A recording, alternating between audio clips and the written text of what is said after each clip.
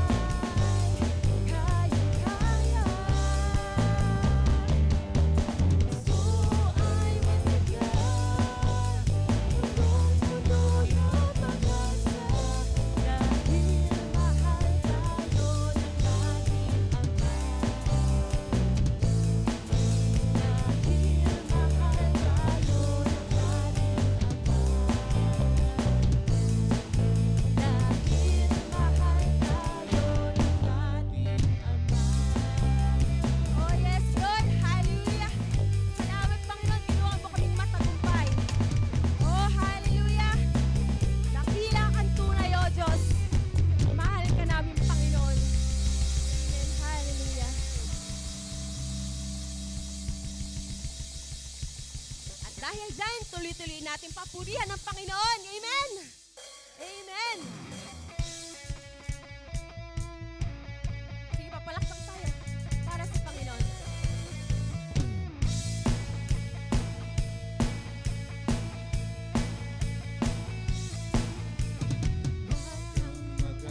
Sabi ng Panginoon.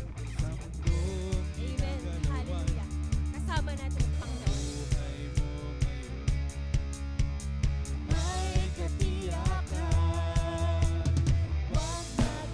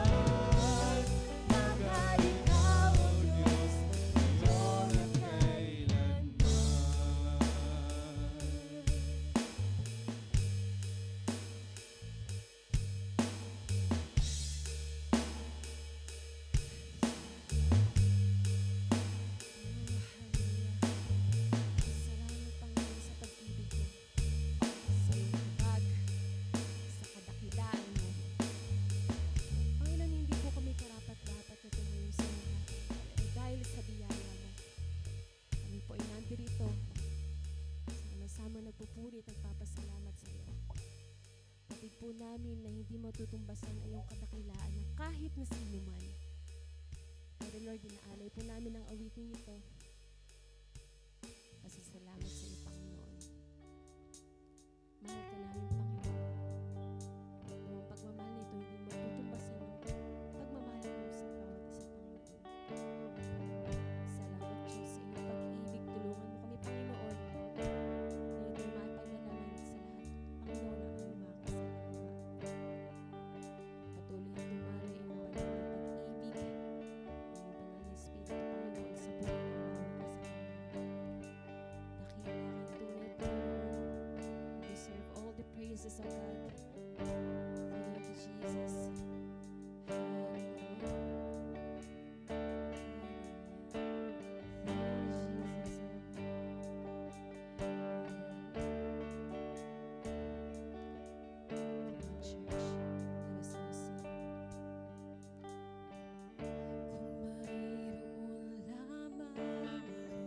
Sa libong buhay, hindi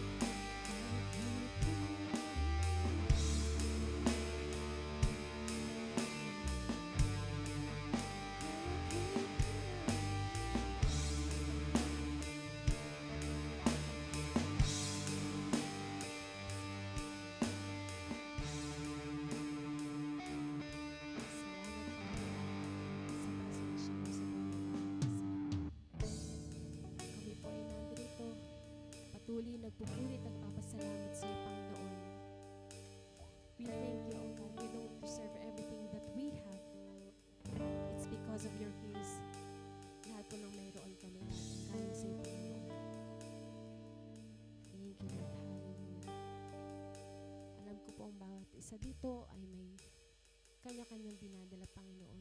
But thank you for all the comfort, for the peace that surpasses all understanding, Panginoon. Salamat sa kapayapaan na sa iyo lamang nagmumula. Salamat, Panginoon.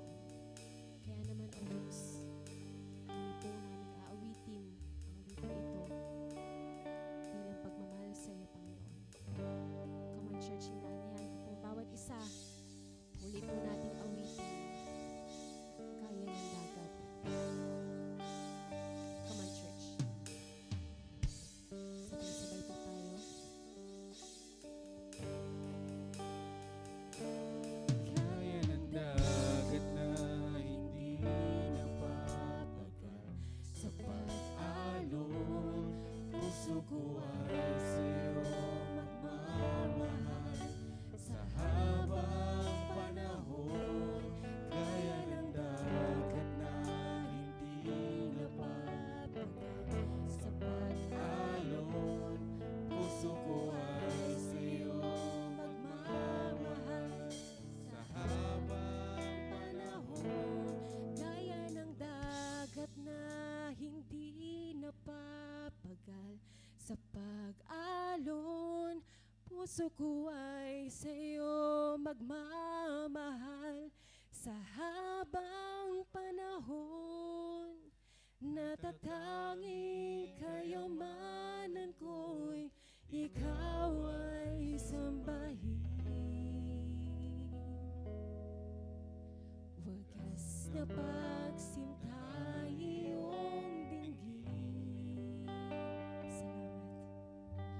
Wagas na pagsinta iyong dinggin. Wagas na pagsinta iyong dinggin. Kalakip ng awit.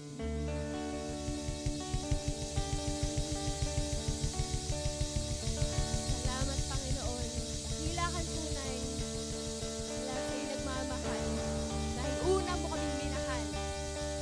Palakpakan po natin, Panginoon. Ating Diyos na buhay, our Lord of Lords, King of Kings, our Prince of Peace. Hallelujah! Hallelujah! Shout Jesus! Jesus! Jesus! Jesus! Lord of Lords, our King of Kings, we thank you. Hallelujah! Hallelujah! Thank you, Lord. Thank you. We praise you. Amen. Nadama po ba natin ang Panginoon? Amen. Salamat sa Panginoon. Palakpakan po muna natin ang Panginoon. Muli. Amen. Thank you, Jesus. Sige po, maaari na po tayo magsipo. At dadako na pa tayo sa ating favorite part ng ating message. Ating pong tinatawagan na ating poging Kuya John.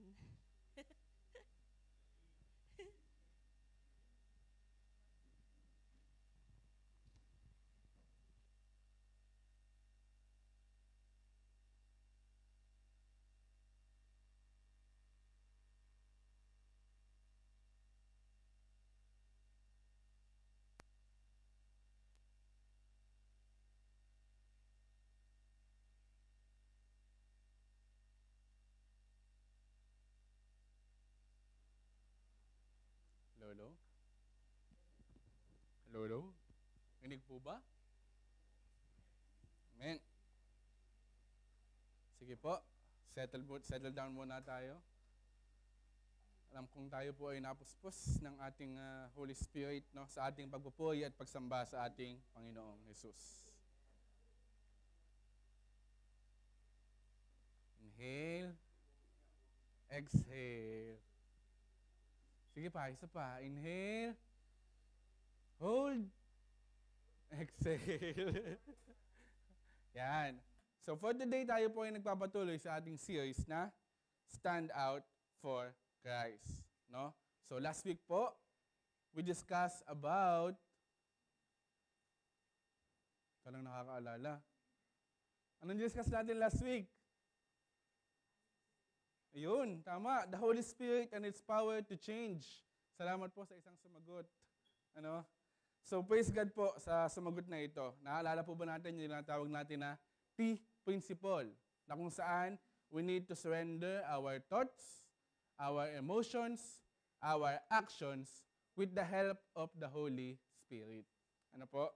So if the Holy Spirit daw gives us the power to change, the question is, bakit kailangan natin ang magbago? Why do we need to change? Hindi ko kailangan yan. Perfect ako eh. Hindi. Sabi nung kaibigan ko ng birthday ko, ang panalangin niya sa akin, sana wag daw ako magbabago eh. So why do I need to change? Ano po? So sige, let us continue. Ano po ang animal na yan o ang hayop na yan? Squid sa Tagalog. Sa Tagalog, pusit. Tama po, pusit. Ngayon, kung ang tawag po dyan ay pusit, ano naman po ang tawag dito? Opposite. Ang gagaling. Kasi baliktad. No? Ang gagaling talaga ng mga kapatid ko. Praise God. Thank you po. Tama. Yan ay opposite. So, bakit natin pinag-uusapan ang opposite? Let's take a test. No? What is the opposite of? Ano ang opposite ng ordinary? Not ordinary or tama, extraordinary. Next, temporal. What is the opposite of temporal? Permanent or eternal, panghabang buhay, for eternity. Next, empty. Full, tama. Dark? Or pwedeng bright. Tama po. Same. Siyempre, different. Same but different. Ano? And last but not the least, ano kaya ang opposite ng mundo, ng world? Heaven? Pwede. Or pwede nating sabihin na the church or the Christians. Kasi pag sinabi nating church, this is not necessarily mean the building, but then it means us. Tayo pong God's people. Tayo na mga anak ng Diyos. So pinag-uusapan natin yung opposite. Yung world versus tayo, yung God's people. No? Bakit? Bakit natin pinag-uusapan yan? Kasi ang world, ang plano nilang ibigay sa atin yan ay isang ordinaryong buhay. No? But with the Lord, ano yung nais niya para sa atin? For us to have an extraordinary life. No? Ang kaya lang i-offer ng mundo as yung hindi permanente, may hangganan or tinatawag natin na temporal. But then again, with the Lord, ang gusto nating matagpuan at ma-experience ay yung panghabang buhay, yung eternal. Ganon din naman sa pagdating sa empty, kung nabubuhay tayo nang wala tayong Panginoon, tayo po ay nabubuhay ng empty. Wala po itong saysay. But then again, dahil mayroon tayong Diyos sa ating mga buhay at sa ating mga puso, we can experience the fullness of life. No? Nung tayo ay wala pang Panginoon, tayo ay nabubuhay sa kadiliman. But then again, nung atin siyang makilala at atin siyang masumpungan, matagpuan, nagliwanag po yung ating mundo. Ano? Ngayon din naman, pagdating sa mundo, ang sinasabi, go with the flow. Umayon ka lang, makisama ka lang sa kung ano yung nangyayari sa paligid mo. But then the Lord wants us to have a different life. And last but not the least, the world. No? Na kung saan pagulo ng pagulo, dapat po tayo nagsisilbing difference. Tayo nagsisilbing change ng mundong inaasam-asam natin. Ano po? So, ilan dito yung mga bagay na sinasabi sa atin ng mundo, no, lagi nating nadidinig, pero never namang sinabi ng Panginoon. No? Mabilis kasi tayong malinlang. No? Sabi ng mundo, follow your heart. Maganda naman. Positive naman yung sinasabi, no? Pero hindi kasi yun yung sinabi ng Panginoon. Ang sabi ng Panginoon, follow me. Siya ang ating sundan. Why? Because the heart is deceitful above all things. Hindi po ako nagsabi niyan. Nakalagay po yan sa Bible. Andyan po yung ating mga verses. Pwede nyo pong tingnan para malaman kung tama po ba yung ating sinasabi dito sa harapan. Ano po? Ano pa yung sinasabi ng mundo? Be true to yourself. Maging totoo ka lang daw sa sarili mo, no? Hindi din po yan sinabi ng Lord. Ang sabi ng Lord, whoever wants to be my disciple must deny themselves, pick up the cross, and follow me. No? Mayroon pa, believe in yourself. Magtiwala ka lang daw sa sarili mo. No? Hindi din po yung sinasabi. Ang sabi, believe in me, I am the way, the truth, and the life. No? Believe in yourself. No, mayroon pa sinasabi, kung kaya nila, kaya mo din. No? Kung kaya ni Florong maging artista, kaya ko din. Ay, hindi, wait lang. Hinay-hinay lang. Baka iba yung blessing niya, iba yung blessing mo. No? Hindi ganon. Hindi lagi nating iisipin na kung kaya ng ibang tao, kaya din natin. Because we are given different blessings na kung saan magagamit natin para saan? Para maging maayos at umunlad ang ating mundong ginagalawan. Para maging maayos at umunlad po tayo. Ano? Mayroon pa sinasabi, live your truth. Pamuhayan mo lang daw yung katotohanan na mayroon ka. Hindi din po yan totoo. Dahil ang sabi ng Diyos, I am the truth, and you will know the truth, and the truth will set you free. No? And last but not the least, lagi natin nadidinig, do what makes you happy. Gawin mo lang daw kung ano yung nagpapasaya sa'yo, regardless kung ano ito. Hindi po yan totoo. No? Hindi natin pwedeng sabihin na, okay lang, wala naman akong naaapakang tao. Yes, that's good, but it doesn't end there. Hindi po doon natatapos yon. Dahil ang sabi ng Lord, what good it is for someone to gain the whole world, yet forfeit their soul. No?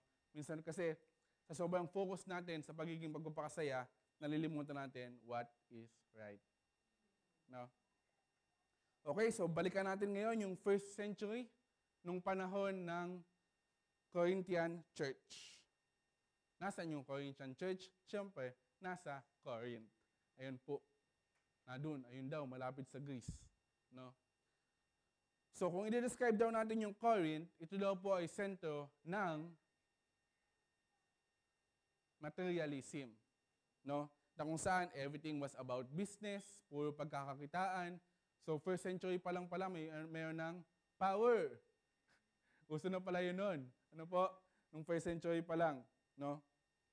Next is moral decadence. Why? Dahil po, yung mga tao doon, even though they are praising the Lord, may mga pagan worship na nagaganap, it involves prostitution. No? They might be religious, yes, but they are also immoral. May mga hindi po tama silang ginagawa. And last but not the least, when we talk about Corinth, ito po ay center ng me. Pag sinabi nating me, ang ibig sabihin, puro lang self-affirmation, self-glorification, ito lang po yung gusto nilang itaas sa lugar na ito, yung kanilang mga sarili. Ano po? So kaya po natin tinatalakay ang book of 1 Corinthians ay dahil sa kasamaang palad, napakaraming problema po ng church. Tama po yan. Walang church na perfect. Lahat may problema. Kaya kung makakatagpo tayo ng church na perfect, if ever, let us not join. Kasi po magkakaproblema. Dahil we too are not perfect. Joke lang po. Huwag niyo pong seryoso. Masyado kayong seryoso ngayong umaga. Okay? So, ang church ay hindi naiiba sa society na kanilang ginagalawan. Ayun yung nangyayari sa Corinthian church. Dahil nga nasa gitna sila ng Corinth, yung panambahan na yon, kumbaga na-impluwensyahan na sila, no? Nung kanilang ginagalawang mundo doon, yung kanilang paligid. Which is dapat daw po ay hindi. Bakit? Ano ba yung mga naging problema ng church nung first century? Nagkakaroon po ng una, division. Hindi sila nagkakasundo-sundo. Pangalawa, kahit na follower sila ng Jesus Christ, nananatili pa rin silang gumawa ng mga kasalanan. They are still habitual sinners. Question, yun bang nangyayari nung first century, nangyayari pa rin hanggang ngayong 21st century? Yes po ba? Yes. Kaya naman, ang gustong ipaalala sa atin ng Diyos at ang ating topic for today ay to live the opposite life. Opposite sa kung ano yung dinidikta ng mundo. No? Sige po, let us pray. Tayo pong manalangin. Lord, we thank you, Panginoon, sa isa na namang araw na kami ay nagkatipon-tipon, nagkasama-sama upang pupurihan, dakilain at sambahin ka, Panginoon. Salamat po sa umaga nito na kami ay pinanatili mong ligtas upang makarating dito sa iyong panambahan. Sa amin pong gaganapin na mensahe, Panginoon, kayo po ang magbukas ng aming puso't isipan nang sa gayon ay malayang makapasok sa amin, O Lord, anuman po yung mensahe na nais mong ipaabot ngayong araw na ito. Itago mo nawa ang iyong lingkod sa iyong likuran nang sa gayon tinig mo at boses mo ang aming marinig at ikaw ang aming patuloy na makasama panimula hanggang sa pagtatapos ng aming worship service na ito. Sa iyo, salamat po, Panginoon. Sa iyo po namin tinataas ang lahat ng mapuri at pasalamat sa tanging pangalan mo lamang. Amen and amen. So sabi po, live the opposite life. Parang andali lang. Madali lang siyang sabihin. No? Kasi ang iisipin mo, tataliwas ka lang iiba ka lang. No? Pero paano nga po ba natin talaga magagawa ang mag-live ng opposite life? So meron po tayong 4 na pag-uusapan. Number 1, make Jesus your foundation. Number 2, build for eternity. Number 3, know you are God's temple. And last but not the least is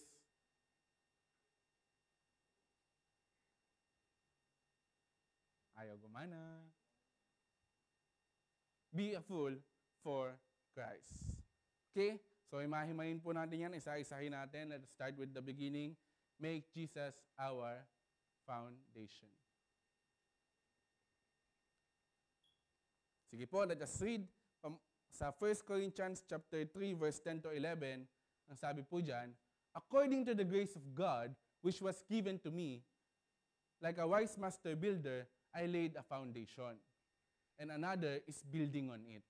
But each person must be careful how he builds on it. For no one can lay a foundation other than the one which is laid, which is Jesus Christ. Foundation po, kung sa Tagalog tinatawag natin pundasyon. No? Na kung saan dapat ang pundasyon laging matibay. Kasi diyan nakasalalay ang lahat. Diyan nakasalalay yung structure ng binibuild mo. Ano po? Napakahalaga po na if we want to live the opposite life, to make a difference in this world, we need to make sure that only Jesus and only Him is our foundation. Ano po? So sige nga, let us declare, Jesus is the foundation of my life. Sabay-sabay po. Jesus is the foundation of my life. Amen. Thank you, Lord. So, yes, we are declaring that Jesus is the foundation of our life. But then again, ano po ang katibayan na si Jesus nga ba talaga ang foundation ng buhay mo?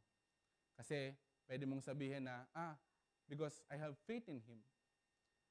Tinanggap ko siya sa aking buhay, sumasamba ako sa Kanya, nananampalataya ako sa Kanya. Yes, that's okay. There's nothing wrong with that. But we always need to remember that faith and obedience cannot be separated. Hindi natin pwedeng sabihin na, Lord, I praise you. Lord, sumasamba ako sa iyo. But then again, we're not following kung ano yung pinapagawa niya sa atin. Hindi po yun pwedeng maghiwalay. Ano? Tuloy natin ang pagbasa sa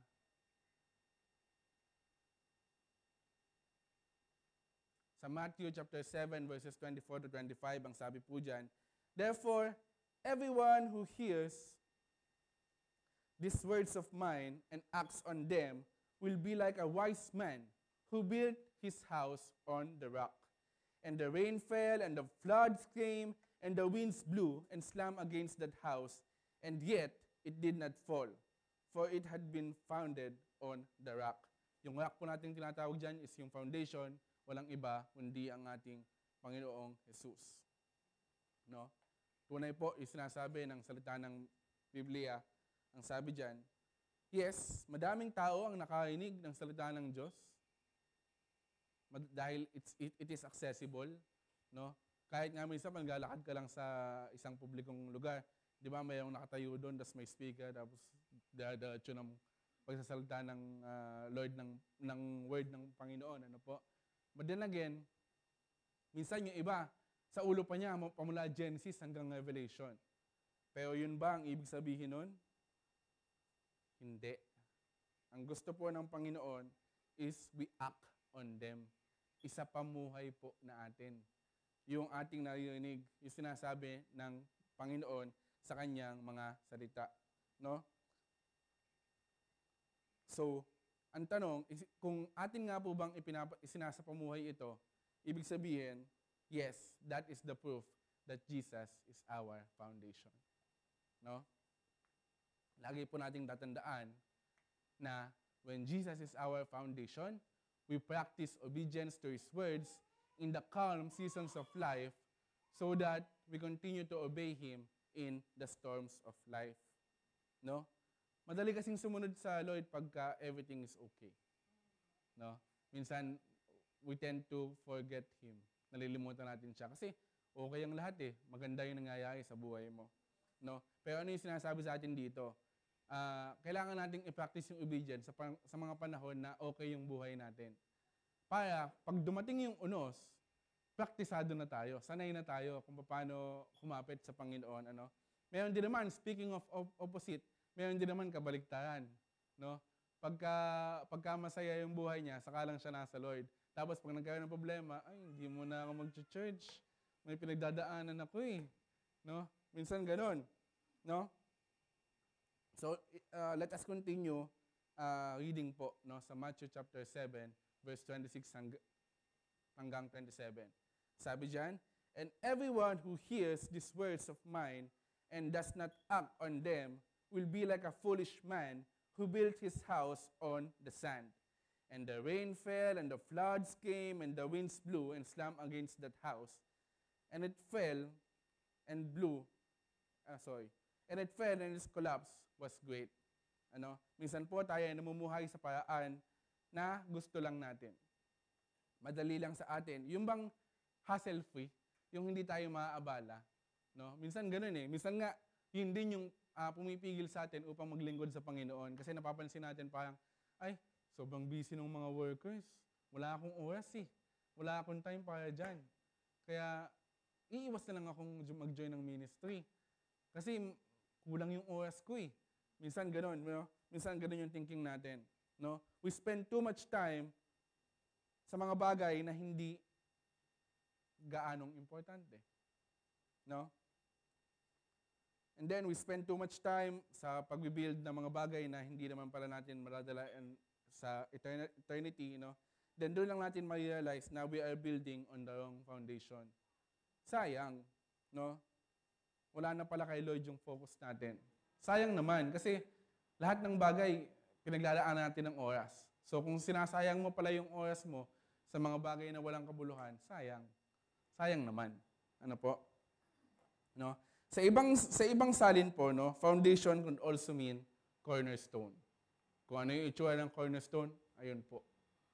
No? Mayroon pa kang kantang ginawa dyan, di ba? Yung cornerstone. Anong sabi? "My hope is built on nothing less than Jesus' blood and righteousness. I dare not trust the sweetest fame, but wholly trust in Jesus' name. Christ alone, cornerstone, weak made strong in the Savior's love. Through the storm, He is Lord, Lord of all." Ano po? So, when we say cornerstone, dito po sa cornerstone, dapat po lahat dyan naka-align. Hindi pwedeng lagpas-lagpas yung bato na katabi niya. Kasi kaya nga siya pundasyon, no? Dapat straight. Dapat makinis. Dapat naka-align. No? Na kung saan, kaya po natin sinasabi na Jesus is our foundation, ibig sabihin, He is the cornerstone of our life. Naka-align po tayo sa pinapagawa niya sa atin. Hindi tayo nakataliwas. Ano po? Ibig sabihin, ang ating buhay, ang ating thinking, ang ating emotions, ang ating actions, at ang ating everyday life ay naka-align sa ating Panginoon. No? Narinig natin yung mga salita, sumunod tayo at sa pamuhay ang mga ito. That indeed is the proof that Jesus is our foundation. Narinig natin yung salita, isinapamuhay natin, and that will be the proof na totoo, Jesus Christ is our foundation. Ano po? Malinaw ba? Yung Jesus Christ is our foundation? Amen. Next, number 2, is for us to build for eternity. Ano po? So, paano natin gagawin yon? Again, let us read. Sabi sa 1 Corinthians chapter 3, verse 12 hanggang 13, sabi dyan, "Now, if anyone builds on the foundation," yung builds po, it's the way we live our life, is how we are building. Kung paano tayo namumuhay, that itself is building. Ano po? "Now, if anyone builds on foundation with gold, silver, precious stones," okay, yung gold, silver, and precious stones, that's one set of category. And then, the second category is wood, hay, or straw. Okay? Each one's work will become evident, for that day will show it because it is revealed with fire, and the fire itself will test the quality of each one's work. So ano yung kaibahan? Yung gold, silver, and precious stones, hindi po siya natutupok ng apoy. Hindi siya nasusunog. Yes, it can melt, pwede siyang matunaw, but then again, there's still an evidence of it. Hindi siya nagiging abo. In contrary to the wood, hay, or straw. Pag yan po natupok ng apoy, pag yan nasunog, magiging abo na lamang yan. Wala nang katibayan, wala na ang pruweba. Ano po?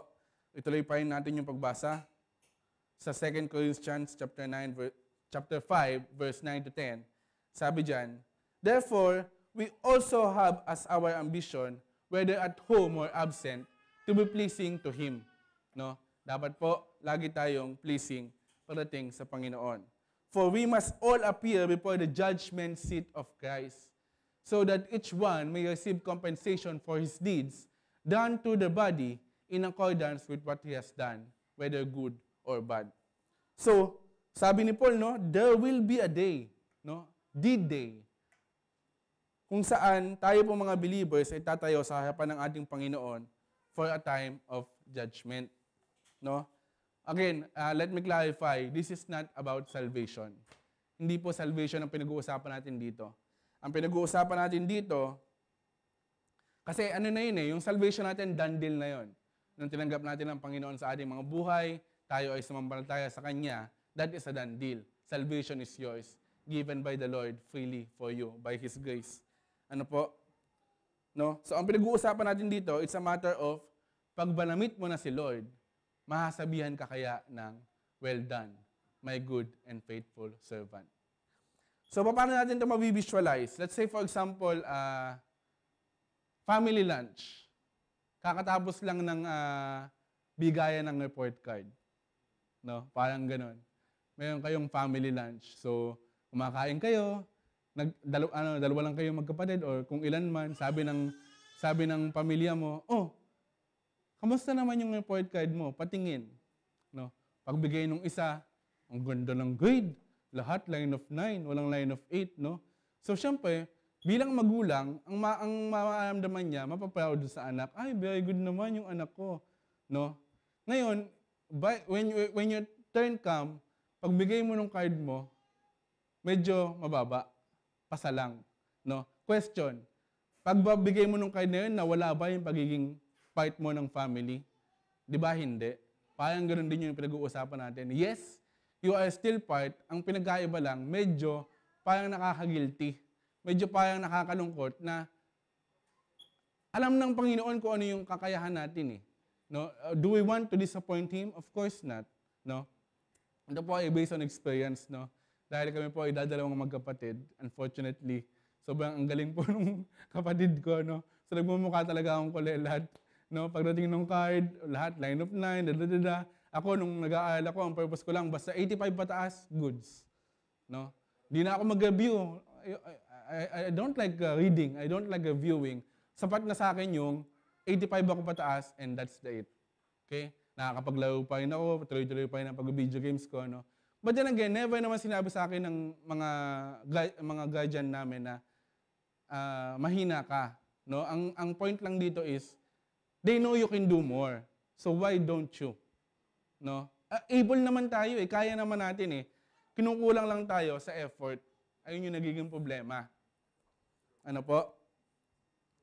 So, kanina paulit-ulit natin sinasabi, gold, silver, and precious stones compared to wood, hay, and straw.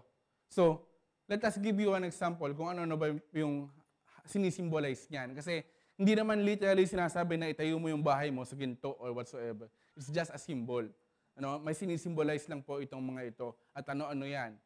When we say God, silver, and precious stones, it's about studying God's Word. Ginagawa po ba natin? Umaattend po ba tayo ng ating mga BS? No? Ano pa? Sometimes. Ano pa? Daily obedience. Every day. Hindi lang tuwing Friday pa mag-church. No? Sharing the gospel. Sinashare po ba natin ang magandang balita? Okay? Making disciples. Ginagawa po ba natin? Walang sumasagot Amen. Loving your family, kasama po yan.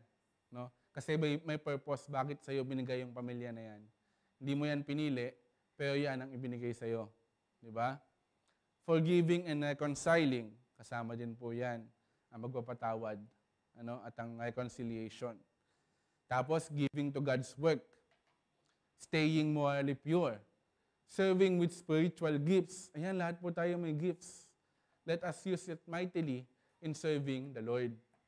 Genuine worship, yung talagang tipong namdam mo yung Panginoon, hindi yung dahil, nakasanayan ko na, gano'n na lang ako. Worship. No, hindi gano'n. This is not the worship that we're talking about. Ang pinag-uusapan natin, yung genuine worship, yung tunay na pagsamba, tunay na pagsunod sa Panginoon. And last but not the least, doing all things for God's glory. No? Na yung mga ginagawa natin para magbigay ng glory sa ating Panginoong Jesus. Amen? So yan yung gold, silver, and precious stones. Siyempre, may opposite yan. Kasi opposite yung topic natin for today. So ang opposite niyan, yung wood, hay, and straw, number 1, materialism. No? Na kung saan, focus na focus tayo kung sa paano magkaroon ng pera, kumita, lumago. No? Walang masama dyan. Pero hindi po natin kailangan gawin yan ang ating focus, ang ating priority. Dapat laging si Lord. Kung hindi naman sa materialism, self-centeredness. Puro akology. Ikaw na lang lahat, ikaw na lang magaling. Puro sarili mo na lang inaatupag mo. Nagmamaneho ka, wala kang pakialam kung sino yung makat mo kasi nagmamadali ako No? Yun yung self-centeredness. Yung hindi ka marunong tumingin sa nangyayari sa paligid mo. Puro lang sarili mo yung inaalala mo. Okay? Giving into lust of the eyes or the flesh. Hatred and bitterness. Yan, dapat daw inaalis natin sa ating mga puso yung hatred and bitterness. Causing division, no? Ignoring the convictions of the Holy Spirit. Lagi natin tatandaan, hindi po natin naiiwan ng Holy Spirit. Lagi tayong nako-convict. Habang gumagawa tayo ng hindi maganda, ulit-ulit tayong kino-convict ng Holy Spirit, no? Habang ginagawa mo, bago mo gawin, at kahit pagkatapos mong gawin, nandyan siya, hindi siya nawawala. No? So wag natin siyang i-ignore, wag natin siyang baliwalain. Ano pa yung isa? Living to please or impress people. Yung ba yun yung gusto mo, yung hangaan ka ng tao. You want fame, you want popularity, And last but not the least, putting anything or anyone above God. Yun nga, yung nasabi natin kanina, no? Yung any forms of idolatry. Minsan, kasama po tayo. Yung masyado nating ina-idolize yung ating mga sarili. That's not good. That's not how we build in our foundation. Ano po? Excuse me.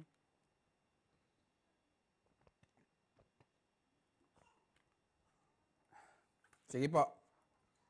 Ituloy natin ang pagbasa.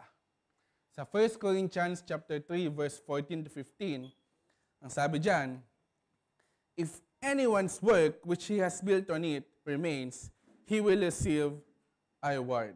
Wow, reward. Ano po?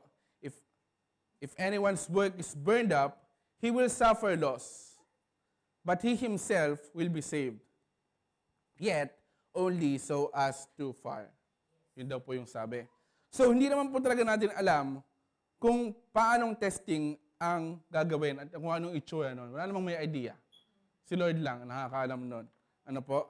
Ang trabaho lang talaga natin is to live our lives the opposite of this broken world.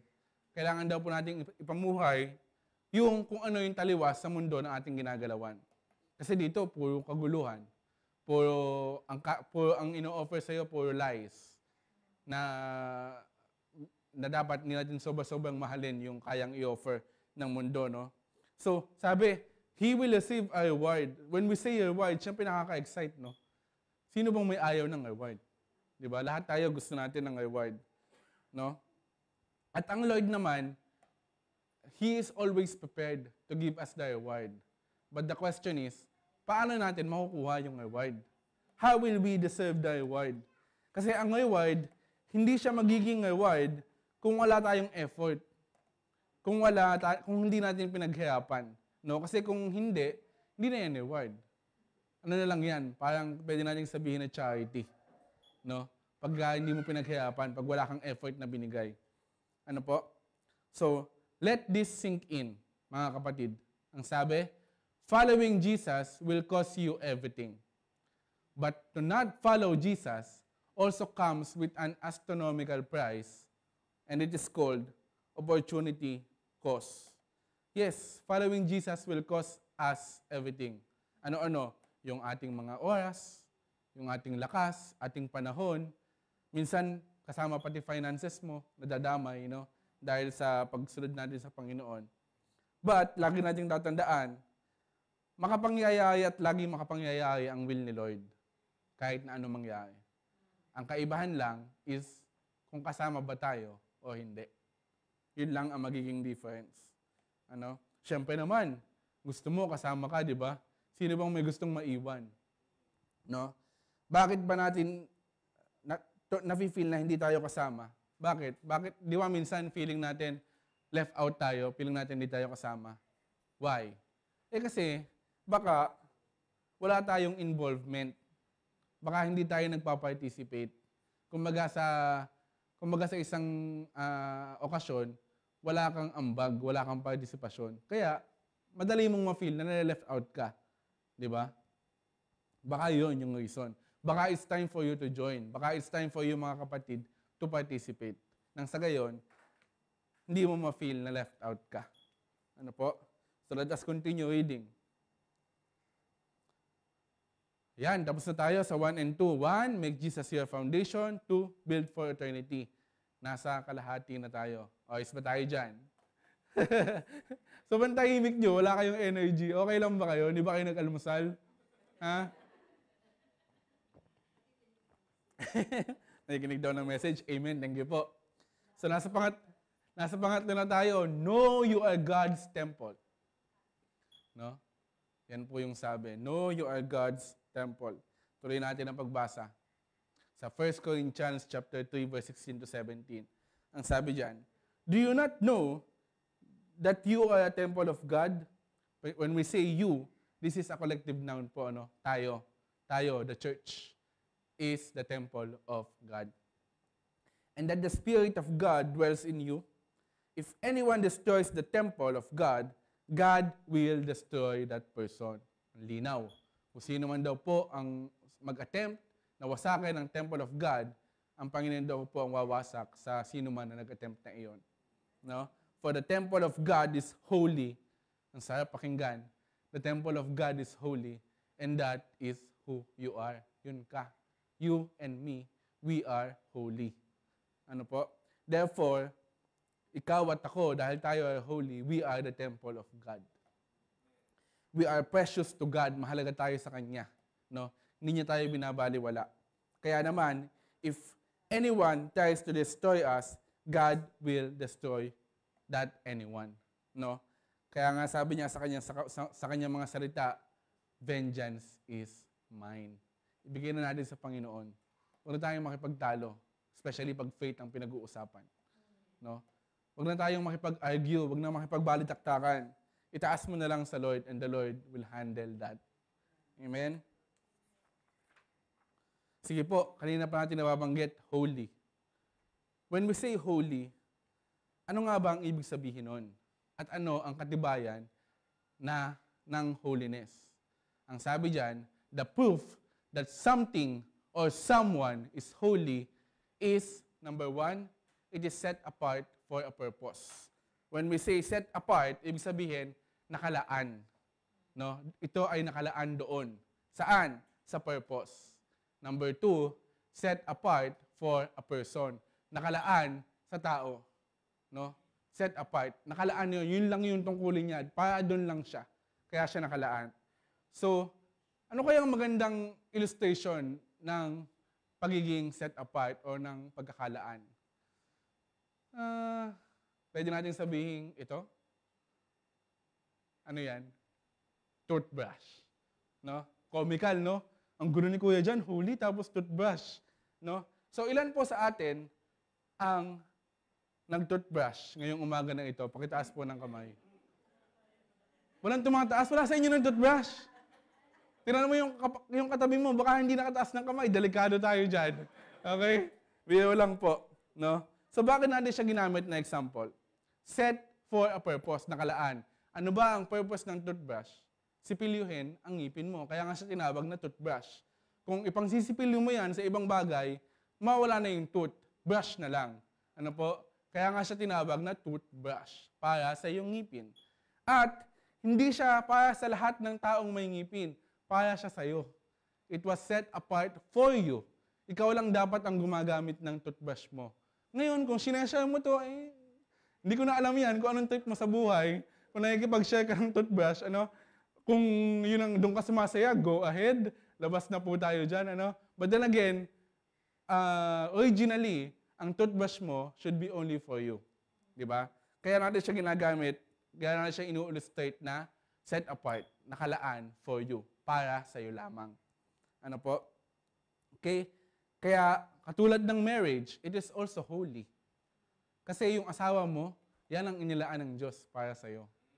May purpose ang Panginoon kung bakit yan ang naging asawa mo. Kaya siya naging holy. Kaya siya naging sacred ang marriage. Okay? We are set apart for a person, sabi. Sino ba yung person na yun? Walang iba, kundi ang ating Jesus Christ, our foundation, in which we should build and live and offer our lives with. So now, pag-usapan naman natin, yung Temple of Solomon. Wala po akong mapapakitang picture sa ngayon dahil hindi po ako nabuhay nung panahon po ni Solomon. Biro lang po. Seryoso kayo talaga, ha? Okay. So, to describe the Temple of Solomon, kasi itong malaki, maganda, matibay, maaliwalas, o lahat ng positive adjective na pwede mong maisip is nasa Temple ni Solomon. But then again, hindi po iyon yung nakaka-amaze. Hindi yun yung gusto nating pag-usapan sa Temple of Solomon. Ang nais nating pag-usapan ay kung ano ang nangyari sa Temple ni Solomon. Let us read.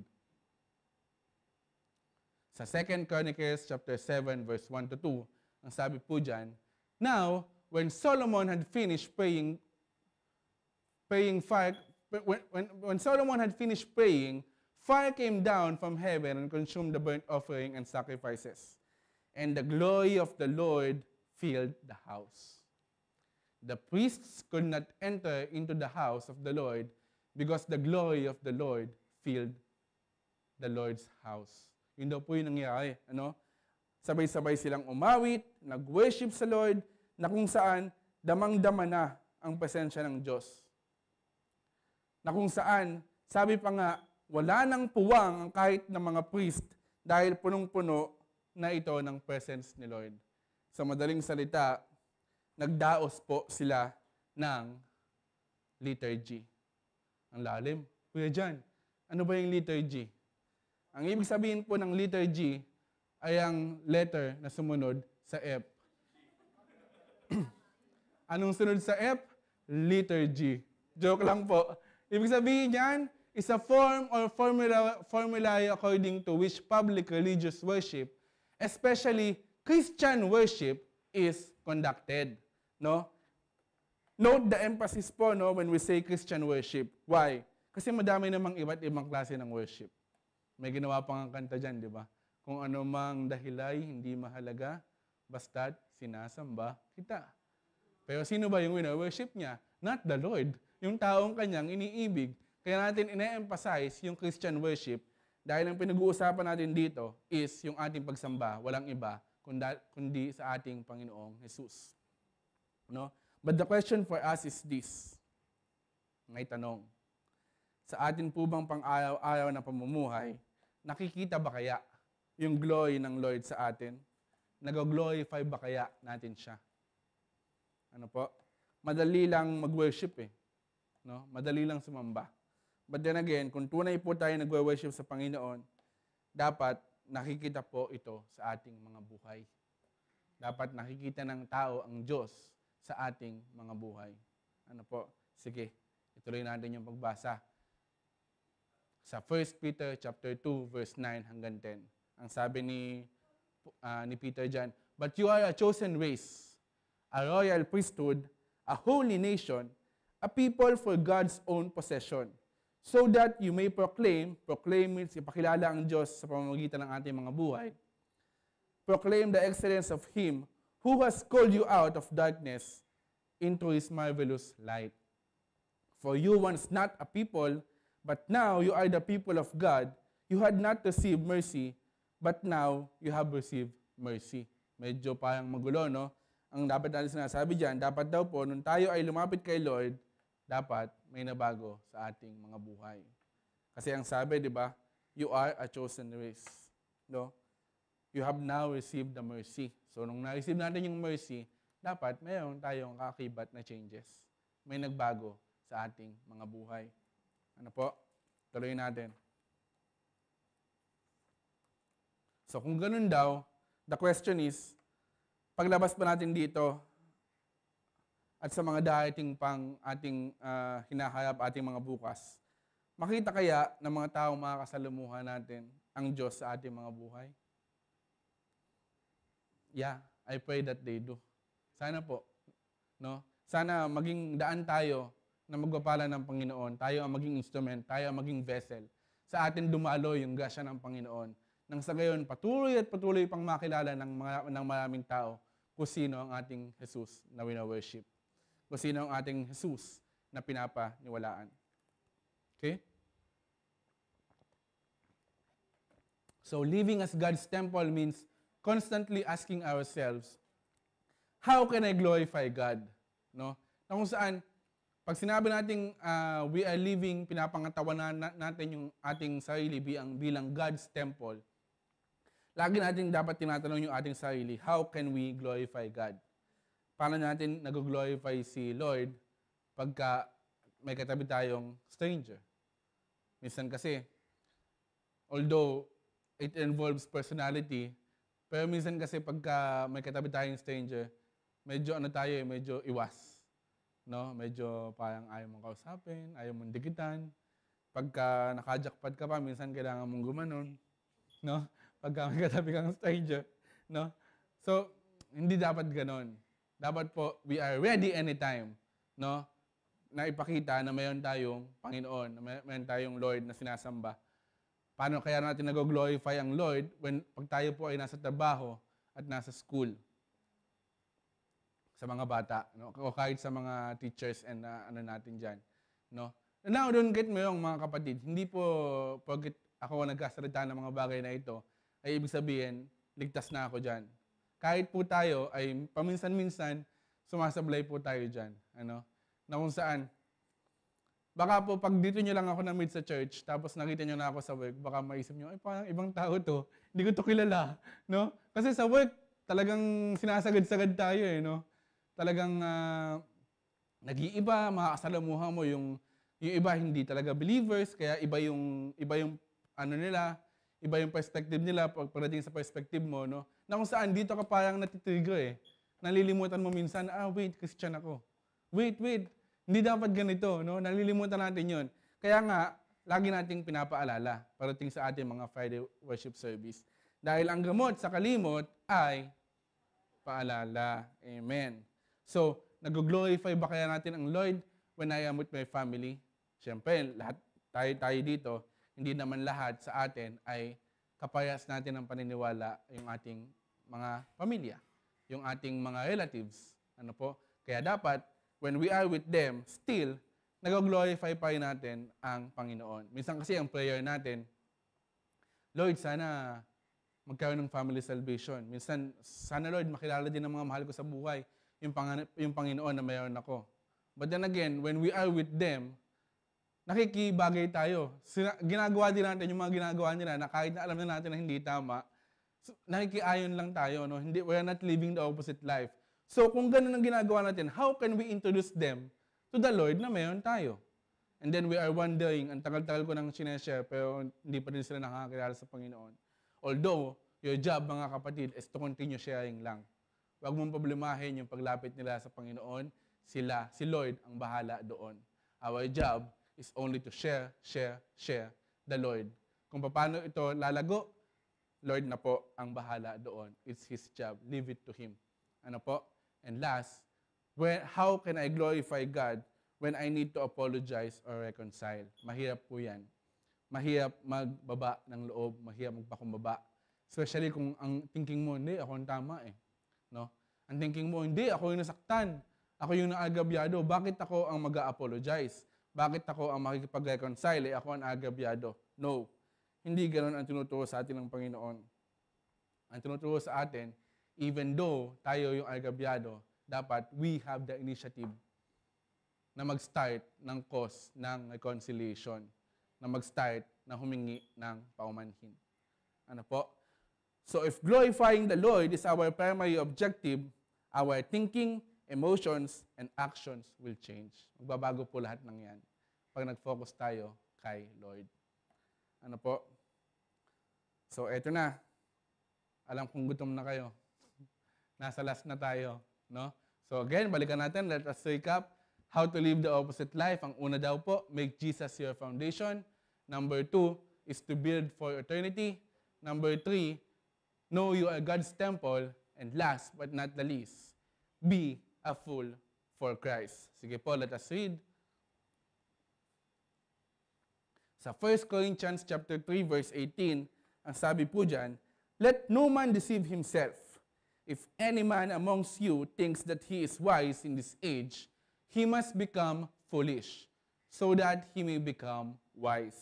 So, ibig sabihin, kung kinoconsider daw po natin yung wisdom, kung ang kinoconsider daw po natin wisdom ay ang wisdom ng mundong ito, tayo daw po ay nagiging hangal. Kung gayon lang din naman, ang kinoconsider natin ay ang wisdom ng mundong ito, dapat daw po, we must become foolish upang tayo ay maging tunay na wise. Medyo contradicting, no? Medyo magulo. No? Anong ibig sabihin ni Paul dito? Sige, ituloy natin yung pagbasa. Sabi niya sa 1 Corinthians chapter 3 verse 19 to 20, for the wisdom of this world is foolishness in the sight of God. Wala daw po itong lahat sa isay sa paningin ng Diyos. Yung wisdom of this world. O yung sa salitang lagi natin nadidinig, diskarte. No? Madalas gamitin yan. Pero that's not good. Dahil ito ay foolishness in the sight of God. For it is written, he is the one who catches the wise by their craftiness. No? And again, the Lord knows the thoughts of the wise, that they are useless. Useless daw po. Walang saysay yung thoughts ng mga nakakonsider natin na wise dito sa ating lupang ginagalawan. Sa madaling salita, wala po tayong kawala sa Panginoon. Hindi natin siya kayang linlangin. Hindi natin siya kayang bulahin. Ano po, kahit na tingin mo, sobrang galing mo, no. Iba pa rin pagdating kay Lord. Remember po no, yung parable ng rich fool sa Luke chapter 12. No? This will be not the exact words po, no? Pero yung story ganito. Meron siyang malawak na lupain at napakadami ng kanyang ani. Wow, good problem, no? Sana all. No? Sa sobrang dami nung na-harvest niya, ang problema niya ngayon, saan ko ngayon ito ilalagay? Sobrang dami. Ano? So, naisip niya, wisdom na nagagaling sa world, tibagin ko na lang yung mga maliliit kong lagayan. Tapos, magtayo ako ng mas malaki. Tapos, doon ko lahat ilalagay, lahat ng aking naani, lahat ng aking harvest. No? Para kung saan, pagkatapos ng lahat ng ito, hayahay na lang ako. Pahinga na lang ako, enjoyin ko na lang ang buhay. Kasi, punong-puno ako ng harvest eh. Sapat na at higit pa. Ano? Pero ano yung sabi ng Panginoon? You are a fool. Hindi mo ba alam na ngayon ding gabi na ito ay huli ng gabi ng buhay mo? Ano ngayon ang magiging pakinabang mo sa lahat ng na-harvest mo na yan? Mawawalan niya ng saysay. Dahil hindi mo naman niya maladala sa kung saan ka papunta. No? Hindi mo yan maladala sa kabilang buhay. No? So yun po yung moral ng story. Wala pong masama na maghangad ng better life dito sa mundo. But then, ang sinasabi natin dito, let us not focus on that. Wag po iyon ang gawin nating Panginoon. Wag ang pag-asenso ang gawin nating ang ating idol, gawing idol, no? Kaya kailangan po natin maging full for Jesus. Taliwas sa kung ano ang tinuturing ng wise ng mundong ito. No? Kasi dito sa mundo, parang ang lagi lang sinasabi, make money, make money, make money. No? Kaya nga nawala na yung pansinin natin, nabanggit ko na po ito before, kahit ngayon sa mga thoughts ng bata, nawala na yung pagtulong sa society. Kasi noon, pag tinanong mo yung bata, anong gusto mo maging? Gusto ko pa maging teacher para makapagturo sa mga bata. Gusto ko pa maging doktor para pagalingin na may sakit. Gusto ko pong maging pulis para makaiwas sa mga krimen or whatsoever. Ngayon, yung ibang bata, pag tinanong mo, lahat na ang gusto vlogger. Kasi ang nakita, doon kumikita. Doon malaki ang kita. Doon malaki ang pasok ng pera. Ano po? Pero hindi dapat daw po ganun. Wag yun ang gawin nating focus. No? And for our last verse, gusto ko pong iwan sa inyo ang 1 Corinthians chapter 3, verse 21 hanggang 23. So then, no one is to be boasting in people, for all things belongs to you. Whether Paul or Apollos or Cephas or the word of life or death or things present or things to come, all things belongs to you. And you belong to Christ, and Christ belongs to God. Minalikan natin yung first issue ng Corinthian Church, no? Yung tinatawag natin division. Kasi noon parang, hindi ako sa iyo, kay Paul ako. O yung iba naman, hindi ako sa iyo, kay Apollos ako. Yung iba naman, hindi, kay Cephas ako. So ang madali natin sinasabi natin dito, lahat ng iyan ay para sa Panginoon. So hindi natin kailangan magtalo-talo, hindi natin kailangan mag-away-away, no? Dahil lahat naman ng ito na mayroon tayo, yung talento mo, yung opportunity na mayroon ka, yung mga bagay na hino-hold dear mo, lahat yan ay nanggaling sa Panginoon. No?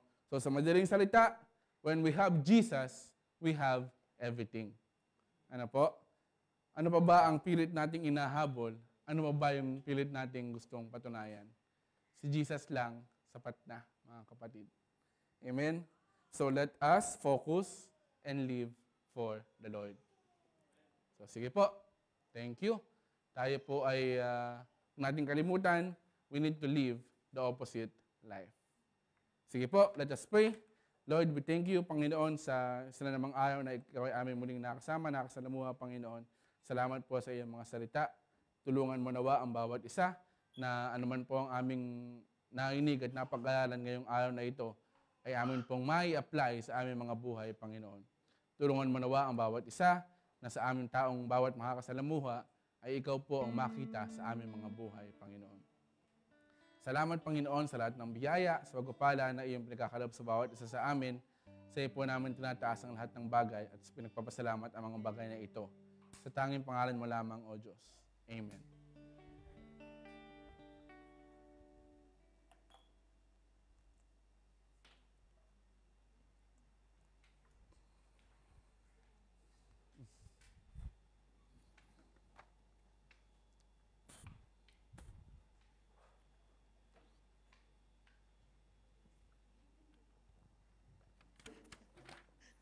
Commercial. Hello po, muli, magandang umaga. Ngayon po ay nasa portion po tayo ng pagbibigay. Reminder po muli sa bawat isa, sa lahat po na, lalo na sa mga bago pong atin, ang ating pong pagbibigay, hindi po siya compulsory or sa pilitan. Ito po ay, tayo po ay nagbibigay ng ating kusang loob. But, we still challenge everyone na magkaroon po tayo ng na mag-challenge na magbigay para sa ating Panginoon. Bakit po? Ano po? Kasi po, yung pagtatites po is ito po ay pinapa-remind ng ating Panginoon sa atin na pag tayo ay nagbibigay ay kiniklaim natin that we are nothing without God. Na po, na lahat ng meron tayo ay galing po sa Kanya. No po? So, hindi ho, ito po ay kung ano yung binibigay natin ay galing din sa Panginoon. Tama po. No po? And then, itong mga binibigay po natin ay nagagamit po sa gawain ng ating simbahan. No po? Yun nga po, no? So, tayo po ay mula na magbigay, ating Panginoon.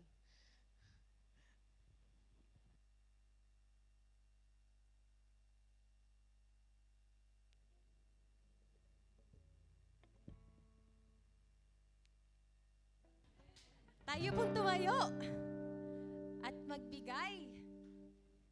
Sige po, sabay-sabay po tayong muli. Ano man ang problema, ito ay kayang-kaya. Salamat. Puso ay masigla, punong-puno ng pag-asa, dahil mahal tayo ng ating Ama. Dahil mahal tayo ng ating Ama. For the last time. Dahil mahal tayo ng ating Ama. Salamat sa Panginoon. Karian? Amen. Sige po, tayo po yung manalangin. Lord, maraming salamat po muli sa kaloob na ito, Panginoon, na patuloy na pagpapala sa bawat isa. Maraming salamat po at binabalik sa dalangin sa pangalan ni Jesus. Amen. Amen. Natawagan ko po si Ate Tess para sa ating testimony. Ayun, good morning. Totoo na po ito talaga. Ayan, it's a prank lang po last time. A while ago. Ayan, blessed morning po sa ating lahat. Hallelujah. Mapadito man po o sangdako man tayo sa mundo. Hallelujah. Shout out po sa ating family, relatives and friends. Ayan po. Hallelujah. At welcome po sa ating mga magagandang bisita. Ayan, welcome po sa LOLCM. Nawa ito po ay hindi lang yung pasimula, ano? Every Friday nawa po ay makikita namin kayo uli. Yang mga magagandang mukhang yan. Hallelujah, yon. Ayan, ano. At tayo po ngayon ay dadako saan nga ba? Sa testimony. Ayan. Who wants to testify po the goodness of our Lord Jesus Christ? Anyone? Any two, any three? Any four, any five? And welcome back. Ate Kay, you want to testify something? The goodness of our Lord Jesus Christ in your lives? All right. Hallelujah. Praise God. Hello. First time in a while. Ayun po. Share ko lang, hindi ko mapakabain na. So, it's a great blessing that yung tagal namin pinagpipray way back to decades na nga eh. So, yung kapatid ko, unexpectedly, he was interviewed sa US Embassy and he was granted his green card. Thank God. So, we waited. Actually, he was delayed for 4 years since pandemic. So, we didn't know yung kanyang case, yung petition niya way back was closed by mistake sa immigration. So, ang daming nangyari, hindi namin alam how are we going to like reopen the case kasi once they decided it's closed and you have to file another petition again. So, what happened is, sabi ng lawyer namin, you have to like approach the congressman like whichever state you are, sabi niya sa amin. So through email, kasi yung mom ko hindi naman siya techie. So ako yung nakipag-communicate way back sa email, back and forth sa representative ng congressman. And it took us like 3 years to reopen the case. And praise God, kasi na-open siya last year. And then akala ko it will take another 2 years para magkaroon siya ng visa interview. And praise Jesus, sobrang na-amaze ako kasi ang short nung nung binigay niyang timeline. Tapos nagulat kaming lahat kasi meron ng letter. Kasi usual lang natatanggap lang namin na letter is yung every 60 days na from the National Visa Center. Tapos ayun, sobrang overwhelmed ako sa goodness ng Lord. Kasi from the finances, yung pagbabayad ng lawyer, hindi siya magaan. So, we have to seek guidance kasi, so para mas alam namin yung gagawin. And then, plus yung mom ko, medyo nag-ano siya ngayon, medyo nag-ano lang siya sa work, nagpahinga muna. So, syempre, as a panganay, so nasa akin lahat. And kung ano man yung binibigay ko na finances na tulong. And glory to God kasi lahat yon galing sa Kanya, hindi galing sa kakayahan ko or ano. Basta lahat yon galing sa Kanya. And so this coming next Saturday, July 5, I will be with my brother. I will be reunited with him. And ako naman ang maghahatid sa kanya sa airport. So medyo malungkot kasi syempre, kami lang yung magkapatid, dalawa lang kami, and finally, yung mag-reunite na sila ng mom ko is, you know, it's a dream. Sabi ko nga kay Lord, it's okay kahit saan ako kasi alam ko, ang Panginoon, hindi niya ako papabayaan kung saan man ako dadalhin. And kahit mag-isa ako sa Qatar, He's been here with me for 11 years. And yun lang po, maraming salamat sa Panginoon, sa lahat-lahat. And truly, patience is virtue. And salamat sa Lord. Yun, once again, salamat po. Amen. Sa buhay ni Ate Kay, welcome back Ate Kay, and safe flight. Malapit-lapit na rin. Ayun. Salamat sa buhay ng iyong kapatid. Ayan. And sabi nga kanina sa ating kanta, ang saya-saya, ang ganda-ganda. At lahat daw ay kayang-kaya. Dahil sa Panginoon, meron tayong Lord. Yan, praise God po. This time, ibibigay na natin ang mic kay Ate Chris for our announcement. Ayan. Ayan, amen. Salamat sa Lord. Dumako naman po tayo sa ating weekly announcements.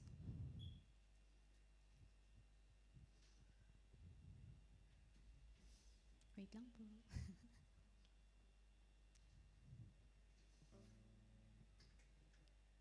Ayan, ang ating weekly announcement. Siyempre po ang ating Bible studies para po sa mga hindi pa po nakaka-join sa ating mga D-groups.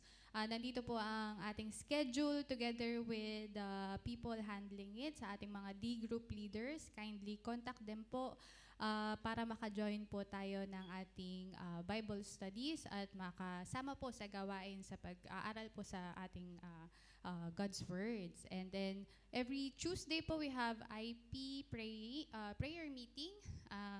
Ginagawa po natin to upang ipagdasal po ang bawat isa. Inanyayahan po namin kayo na dumalo. This is via Zoom meeting po. And syempre po every Friday ang ating worship service. Ito po ang ating weekly schedule. And syempre po lagi nating pinapaalala na ang worship service po nag-start tayo ng 10:15 a.m. Ayan.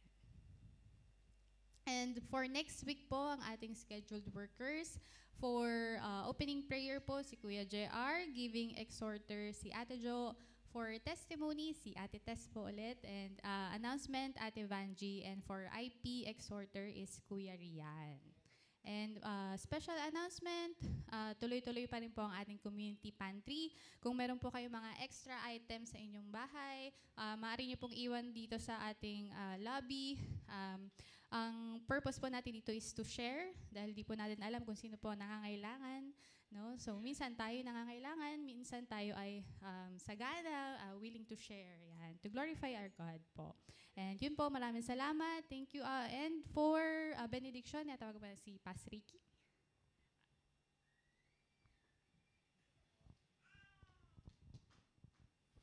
Praise the Lord. Hallelujah.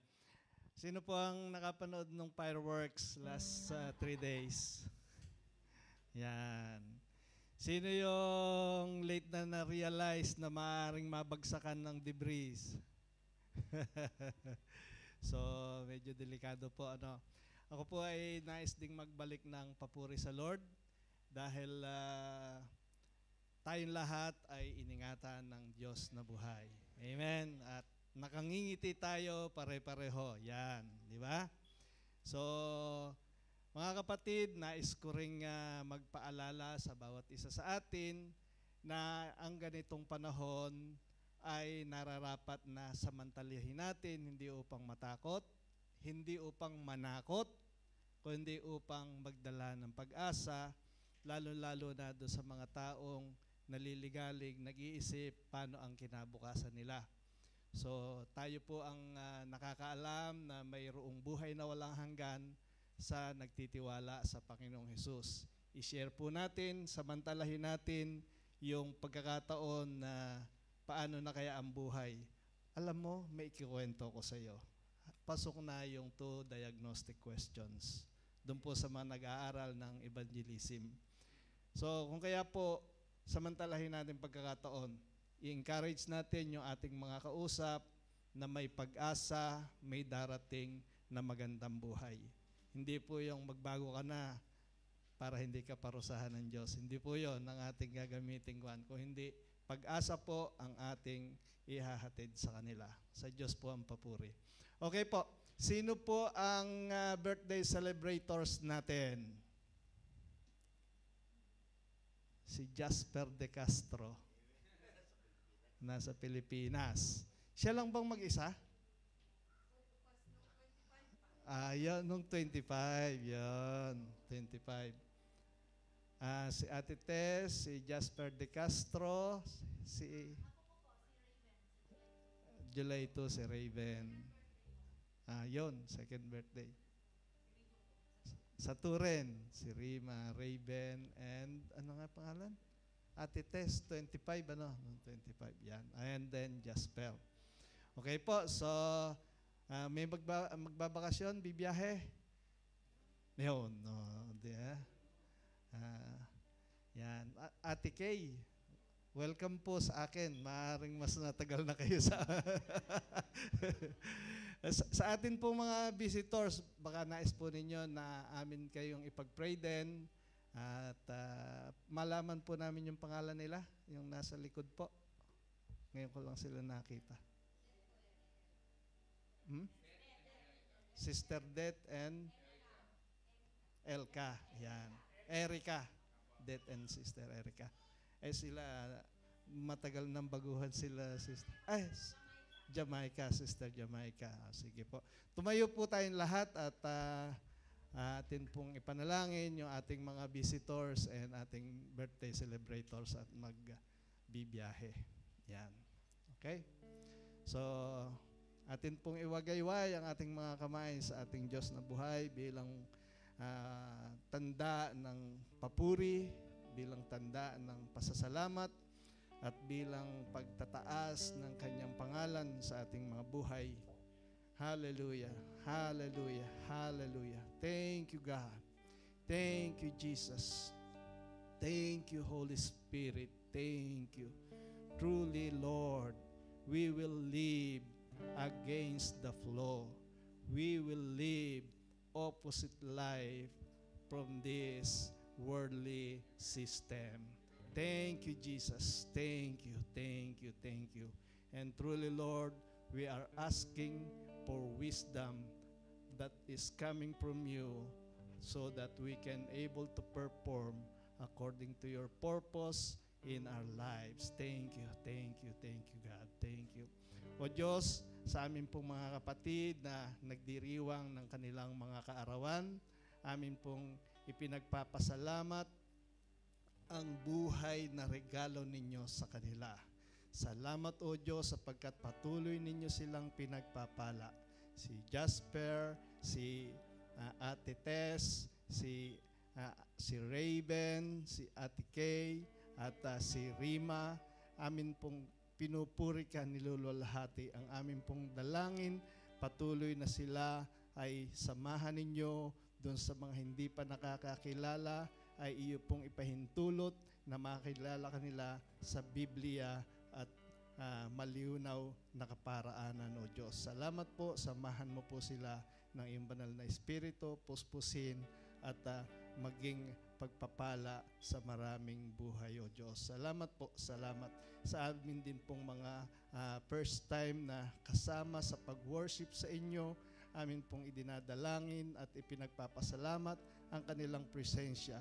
luwalhatiin mo ang iyong pangalan sa kanilang mga buhay at ang hangad namin ay ito po lamang ang simula ng kanilang pagtungo sa sambahang ito at sila ay masumpungan ang buhay na walang hanggan na kaloob ninyo na nagmumula tanging sa sakripisyong kaloob ninyo para sa bawat isa. Salamat po sa buhay nila. Pagpalain ninyo sila at laging ingatan. Salamat po, O Diyos. Salamat po. At Panginoon, kami rin ay nagpupuri, nagpapasalamat sa buhay ni Kuya Jan. Patuloy po na ingatan ninyo sila at ang amin pong hiling, O Diyos, ang walang katulad na kagalingan, O Diyos, na nagmumula sa inyo sa kanyang buhay. Kagalingan, O Diyos, complete healing para kay Kuya Jan sa anumang inconsistency or abnormality ng organs niya. Ang dalangin namin, ang lahat ng ito ay mag-normalize at magkaroon siya ng normal na buhay at kagalingan sa pangalan ng Panginoong Hesus, sa pangalan ng Panginoong Hesus. Keep him anointed at ang iyong pong banal na espiritu ang siyang mag-fill sa kanya, magamit mo siya at magluwalhati ang iyong pangalan.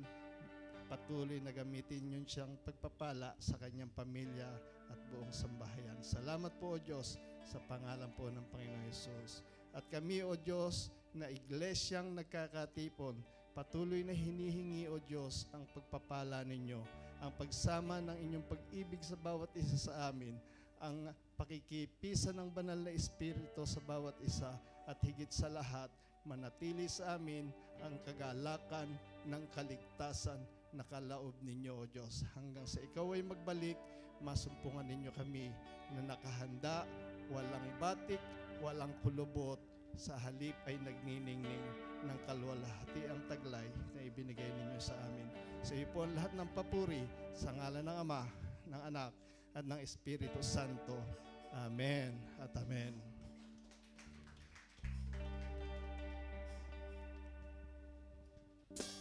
Ayan. Sige, tuloy-tuloy pong ating celebration. Let's celebrate Jesus. Muli po tayo umawit.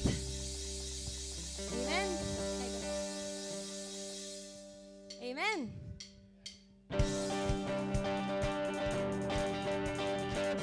Salamat muli, Panginoon, sa katagumpayan ng ayon na gawain ng